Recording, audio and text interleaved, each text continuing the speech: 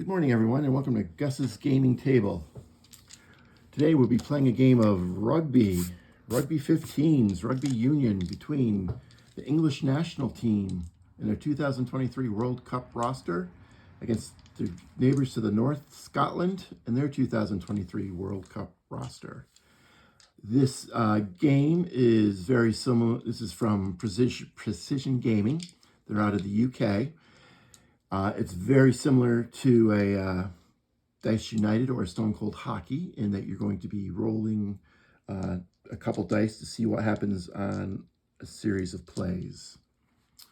When you purchase the game, it's a PDF download, and each roster sheet here will list the players. Gives you this range for when they score a try or a touchdown, because in rugby you actually have to touch the ball into the end zone. We have our kickers, goal kickers. Think of those as field goal kickers who can also score touchdowns in their ranges. Over here on the right, we have some team ratings. The try, the defense, the kick at goal, and the discipline. There's also a generic kick good. So when you're setting up your game board, each team has a control range, like you'll see in Stone Cold Hockey or Dice United. It comes on when you purchase the game from the company. One of the last pages, it'll show you what their control range is for home and away. But since these two teams didn't play in the World Cup, what I did is I just split them down the middle. The next thing you're going to want to do is to find this try range adjusted. So for example, 11 to 24 is the English one. The Scots have a defense of -2, so that 11 to 24 becomes 11 to 22. Now for the Scots, on the other hand, their range is 11 to 25. The defense of the English is -6, so that 11 to 25 becomes 11 to 19. And then there's the penalty kick range, the kick at goal. Just think of a team driving the ball instead of the fourth down. There's a penalty called, and if the team is close enough, they will go for the kick to get 3 points. Because one thing that's different about rugby and American football is when you score, you get the ball back. So it pays to get 3 points and then get the ball back. All right. The kick at goal for the English is 52 to 65. Now, when we look at the discipline of Scotland, it's a +1. So those boys, they're not very disciplined. So the 52 to 65 will become a 51 to 65. Let me fix this over here. And the Scots didn't really get many kicks at goal. Like, they're pretty inept offense, it looks like. So they're 64 to 65. Because I have a +2 for the English, I can't go above 65 because 66 is its own special feature, and that's a drop kick goal. I think Doug Flutie was the last one in the NFL to actually pull that off. Okay, you need 4 dice. We have 120. That's going to determine who has control of the ball. We have a 10 side. That's the timing chart. Just so you know, each half in rugby is 40 minutes, and it is kind of running time unless the referee calls time off for a variety of reasons. And then you have your 2 D6s, and that's going to tell you what happens in the drive. And for the purposes of this game, I'm going to play it like APA, and it's going to be red and white. All right, let's go play some rugby. First half. Here we are in Edinburgh. So it's a 15, so the Scots will start off with the ball. It's a 4, so it's going to be a 3-minute drive. We count down from 40 to give you 37. White, red, now it's 52. That means nothing happened on this drive. The Scots could have turned it over, or there could have been a penalty, and could lead to a scrum, or a variety of reasons. All right, comes our second possession. A 9, okay, that's in the English range.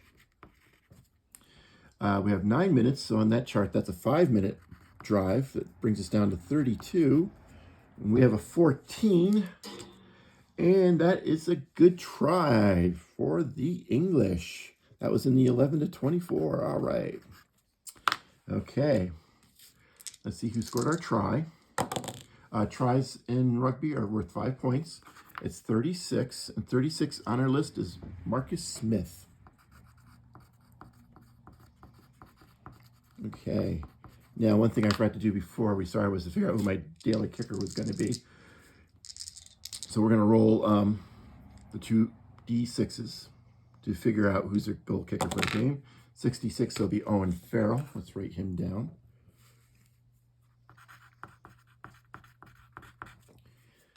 And for the Scots, it's going to be Healy. All right. All right, here's the kick for 2 points and a successful conversion.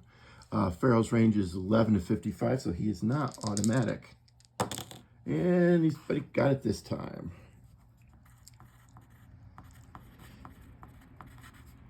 And England goes up 7-0. All right.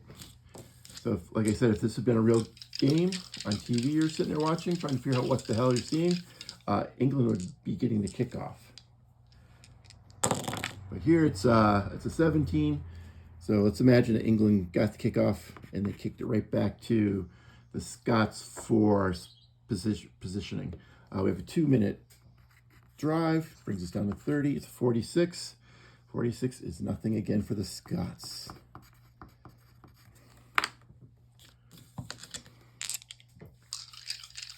Here's our 4th possession. We have a 10, that's England. It's a 7, which is 4 minutes. Down to 26, we have a 44, and that amounts to nothing for England. I also should say, if you're interested, this was a very inexpensive game to purchase. It's under $10, I think.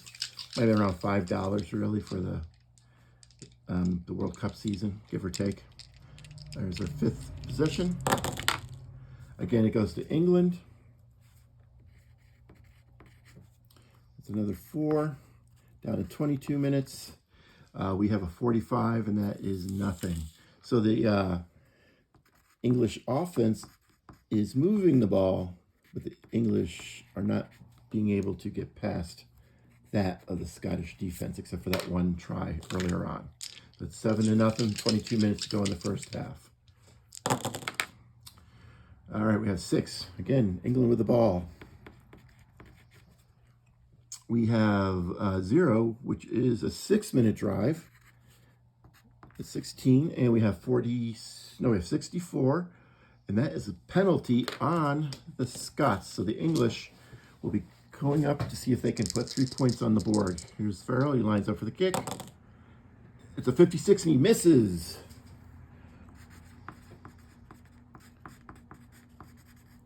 So one thing when you see a kick in lacrosse, the rugby, it's not straight on as much as in American football. It is from all kinds of angles depending on where the penalty occurred or where the conversion or the touchdown occurred. So if you're watching the game, just keep note of that.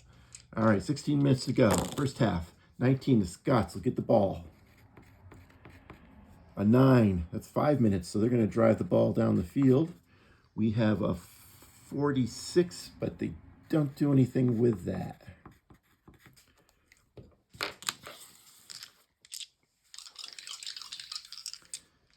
Here we go. We have a 3, that's England. We have a 7, which is 4 minutes. Brings it down to 7 minutes. And we have a 33, which is nothing. Low scoring affair here in the first half. And this coming up here, this 2, 4, 6, 8, 9th possession of the first half might very well be our last of the half. It is taken by the Scots. It's an 8, that's 5 minutes. We got a 56, which is nothing. So this is where You know, a lot of times the team will have the penalty range where 56 comes to play. Not this time. So 2 minutes, this will be the last play of the, unless we roll a 1. We rolled a 2, so that will be the definitely last play. Okay, again, it's the Scots. They got the ball back.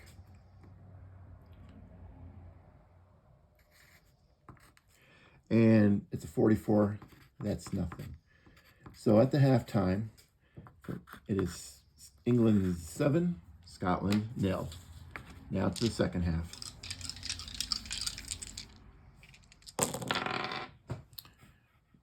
We have a 5 and a 2. So England starts off with this ball in the second half. We're down 38 minutes. A 54 is a penalty. Okay, let's see what they do with it. Earl stepping up. A 53, and that's good.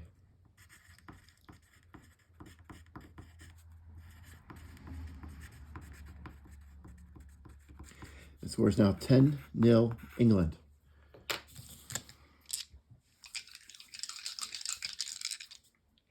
All right, we got another 9. That's another English drive. 5 minutes will be 3 minutes off the clock. Brings us down to 35 minutes. And we have a 14. And there's a try for the English. Their offense is starting to crank. Who scored this one? 53. That is Freddie Stewart. Farrell steps up for the conversions. 43, that's good. And the English have increased their lead to 17-0.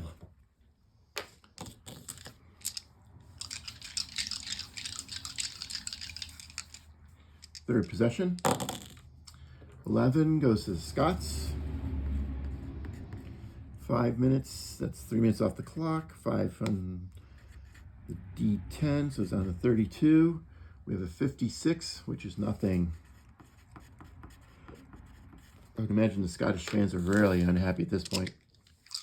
Their team just not doing much on the field today, or the pitch. Okay, we have an 11, which goes to Scotland. The 0 is representative of 6 minutes off the clock. That brings us down to 26. We have a 36. Again, nothing for the Scottish team today. Fifth possession.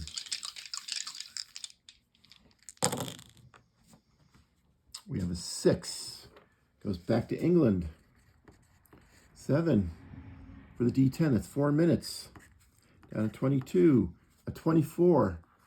Oh, they just missed a try. They drove it down, but something happened in the final zone. Maybe the Scots stopped them, held up the ball, and they had to do a scrum, and maybe Scotland kicked out of trouble. All right, we have a 2, England. And this is going to be a good drive because this is going to take off 5 minutes off the clock. Brings it down to 17. We have 41, but that doesn't amount to anything scoring-wise.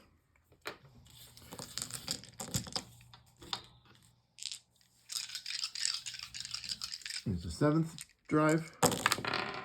We have an 11 and a 4. That's Scotland. 3 minutes, 14. We have a 34, which is nothing for Scotland.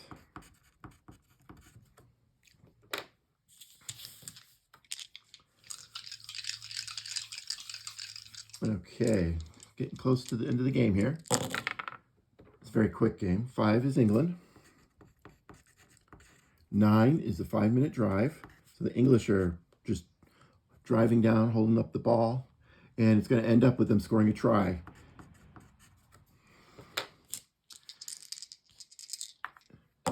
By 52, that's Danny Kerr. Up comes Owen Farrell for the conversion. A 54, oh, and he's good. So I'm assuming, or I'm guessing that the try came in from really closer to the sideline. So the angle would have been really much more challenging. So anyways, with 9 minutes to go, England is comfortably in control of this game, 24-0. The fans are starting to leave the stadium. And we got a 10. England has it. It's a 1, so it's going to be a very quick drive. Brings it down to 8 minutes. 52 is nothing.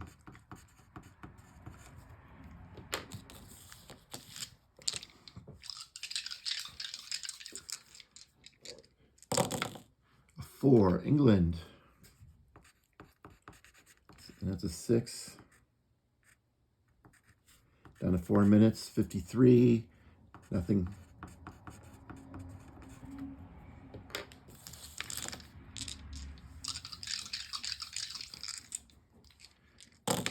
And who has the ball? England again. And it's a 6 on the D10, so it's 4. This will be the last play of the game. And the English don't do anything with the ball except run off the clock. And that's it. That's our final score. England 24, Scotland nothing. So if you're looking for a very fun, quick play game, but for rugby, I highly recommend Precision Rugby. I will leave a link to the website in the description of the video. And once again, I thank you for joining me today.